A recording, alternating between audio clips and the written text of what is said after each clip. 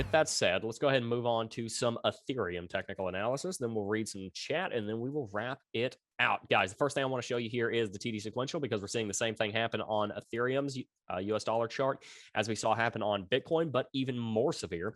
We saw a green 9 flash on the TD sequential on the 16th of July.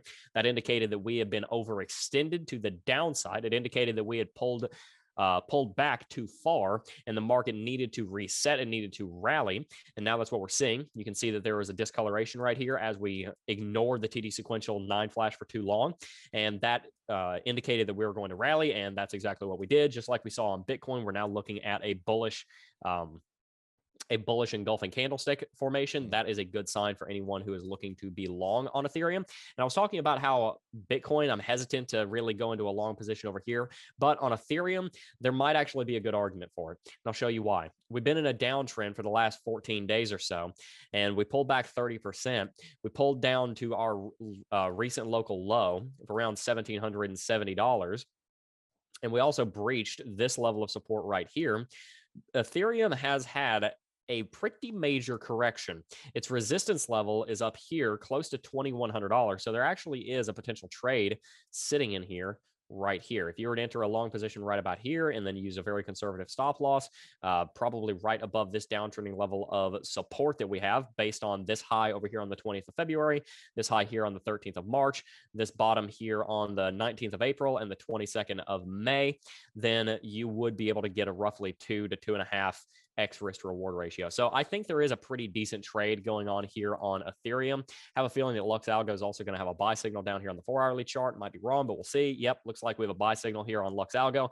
This is an instance where I actually would pay attention to this buy signal. And this is an important thing to keep in mind whenever you're using indicator packs or signal packs or anything, is that yes, you're going to get a signal, but that doesn't mean you should blindly follow it. Now, in theory, if you were to blindly follow Lux Algo signals, you would probably be profitable because they're just that good.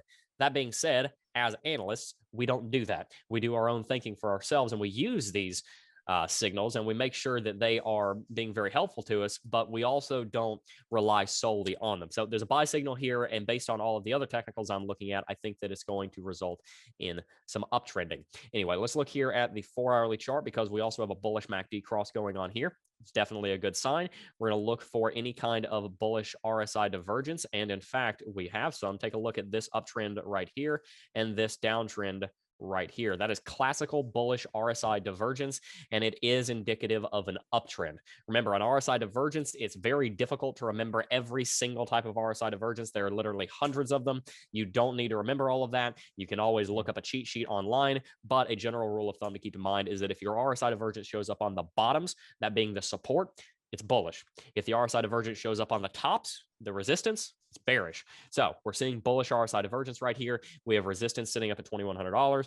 Yeah. Based on everything that I'm seeing, I think that that's where we're going, at least up to $2,000. $2,000 is a big even, so we'll see if we can break through that. But I think that we will be at least testing $2,000, and $2,100 is very much in the cards. What are your thoughts on that, Tim? Yeah, Jebb, I mean, I was looking at your chart because you're full screen. Actually, hey, share your screen again, and I can kind of point it out as people are looking at it. When I don't have my mic on it or my mouse on it, sorry, but it looks like, go back to the RSI, because it looks like we're already developing bearish RSI divergence as well. But are you waiting to see the peak of the rally before you say what's going to happen with that, or what is your thoughts there? Because again, it looks like it's already starting. Yeah, I don't think it's going to stop us from rallying a little farther. However, that's even more of the reason why, I think for those of you who are new to the stream, you just joined in, we are of the position thinking this is probably more of a bull trap, not the beginning of a bull run. So what are your thoughts on that divergence? Yeah, so it's a good point. The thing about RSI divergence is that you also want to make sure that you know where the bottom or the top is, because we just don't yet. This very well may continue rallying all the way up above this level. And if it does, it wouldn't be RSI divergence because they'd both be pointing in the same direction. So generally on RSI divergence, I'm going to look to see, like, okay, we set this top 3 or 4 candlesticks ago. I can actually call this. This is a little bit too early to call, but it's a very good point and something you want to be paying attention to while you guys are doing your analysis. If this does top out right here, then yeah, this RSI divergence, this bullish RSI divergence is probably already played out. This bearish RSI divergence would then be what is taking precedence, since it is the more recent of the RSI divergence. It is a very good point. It's something you guys are going to want to pay attention to. If we do top out around here, then it would be very likely that this would remain a bull trap and we wouldn't rally. At this point, it's really going to come down to this downtrending level of resistance and then this flat level of support that we have here at 1860. We're really in a decision point on Ethereum. It's in between 1850, 1860, and our resistance here at 1920, 1910. Depending on where we break out of this is likely going to give us a lot of information on where the market is going to trend from there, because there's so much going on pointing in the bullish direction and in the bearish direction that this is one of those times where you might just want to wait for the breakout to happen, and then you'll have enough information where you can make a you can really be more confident in your trade. So it's good observation.